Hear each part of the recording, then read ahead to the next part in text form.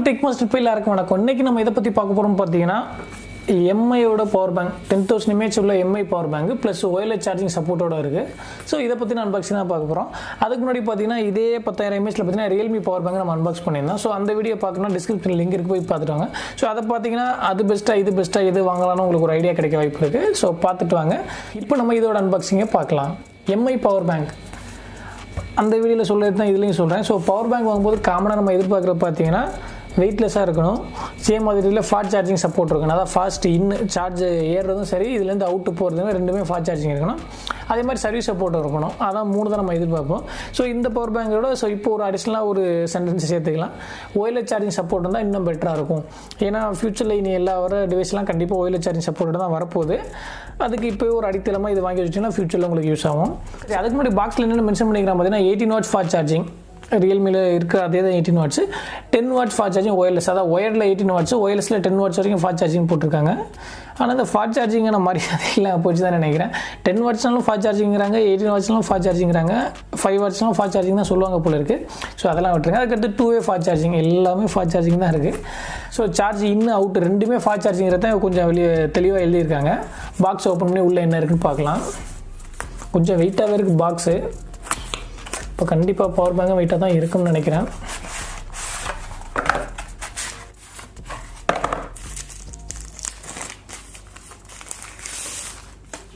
So கொஞ்சம் wait feel ஆகுது. இதுலேயே பார்த்தீங்கன்னா உங்களுக்கு லோகோ, ஒயர்லெஸ் சார்ஜிங் லோகோ கொடுத்துருக்காங்க. மேலும் பேக் சைடில் எம்ஐயோட லோகோ இருக்குது. அதை தவிர்த்து பாக்ஸில் என்ன கொடுத்துருக்காங்கன்னு பார்த்தீங்கன்னா யூசர் கைட் கொடுத்துருக்காங்க.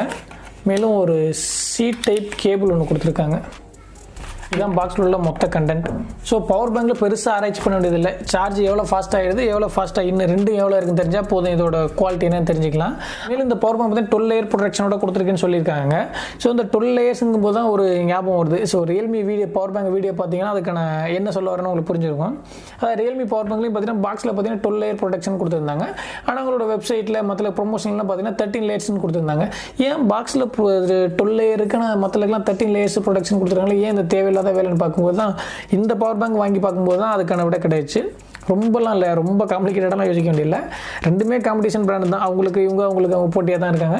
இவங்க 13, அதாவது இவங்க 12 layers கொடுத்தனால அவங்களுக்கு அது பொறுத்துக்க முடியல போல இருக்குது. ஏதாவது டிஃப்ரெண்ட்டாக பண்ணணுமே நினச்சி தான் 13 layers கொடுத்துருக்காங்க போல இருக்குது. எக்ஸ்ட்ரா ஒரு லேயர் தான் நான் காசாக பண்ணாமல் ஆட் பண்ணிட்டாங்க போல இருக்குது ரியல்மி பவர் பேங்க்.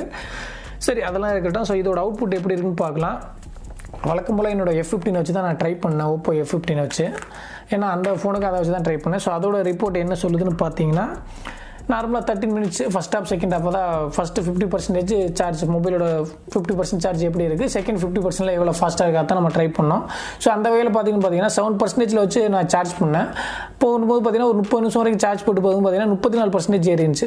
அதாவது 30 நிமிஷத்தில் 27% ஏறிச்சு ஃபஸ்ட்டு 50%. சரி, செகண்ட் ஹாஃபில் எவ்வளோ ஃபாஸ்ட் இருக்குன்னு பார்த்தீங்கன்னா சேம் 50% சார்ஜில் வச்சு நம்ம 30 minutes வரைக்கும் சார்ஜ் போட்டு பார்த்தேன். கரெக்டாக 25% ஏறி இருந்துச்சு.